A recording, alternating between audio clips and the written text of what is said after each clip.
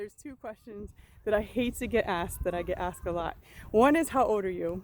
And the other one is, what is your race? So I'm going to talk about the age one first. So when people ask me, how old are you? They're searching for a way to put me in a box of what they think, what they've been conditioned to believe that that age should look like, how they think that age should move like, feel like, be like, think like, show up in the world like, and projected how they think that age will look in 10 or 20 years. So I wrote a book called Living Younger, which if you haven't gotten a copy, get a copy, because I break this all apart. Because age is really like this. If you woke up on a deserted island and you had amnesia, how old would you think you were? That's the real question. Your age is how old you feel, how old you move, how old you show up in the world. I've met people in their 20s who are old. The way they think, the way their bodies feel, the way they move, their energy levels. And I've met people in their 80s who are young in their energy level and their vibrancy and the things that they're able to do. So really, that age number is just cultural conditioning of what you think that number should look like based on your experiences and beliefs. So I think the question's irrelevant, and a better question is, how old do you feel? Maybe ask other people that too. How old do you feel? Because my number would be completely different than the one on my birth certificate. The second question about race. So when I lived in Brazil, people thought I was Brazilian. People tell me all the time, they'll stop me in public and say I look like Joanna Gaines, who is half Asian. People think I'm Italian. So many people think I'm Latina.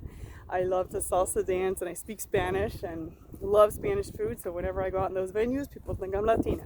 People think I'm mixed. People think I'm white. So my question is, if no one can tell, why does it matter? And honestly, let's go back to this this island scenario. If we were to woke up on a deserted beach and had amnesia, and we noticed the color of our body was a certain color, but we had no story attached to it. It meant nothing other than you just noticing the shade of your skin. Then why would someone's race matter? I feel that question, again, like the age question, is an attempt to box somebody into a whole set of programming and stories of how you think that person should show up. What you assume that they're going to like, what you assume they're going to think like, what you assume they're going to act like. And my question is, would you treat me any differently if you knew the answer to that question? So again, with the question of race, if you didn't know, would it matter? If you woke up with amnesia and didn't know who your parents were or where you came from, would it matter to you?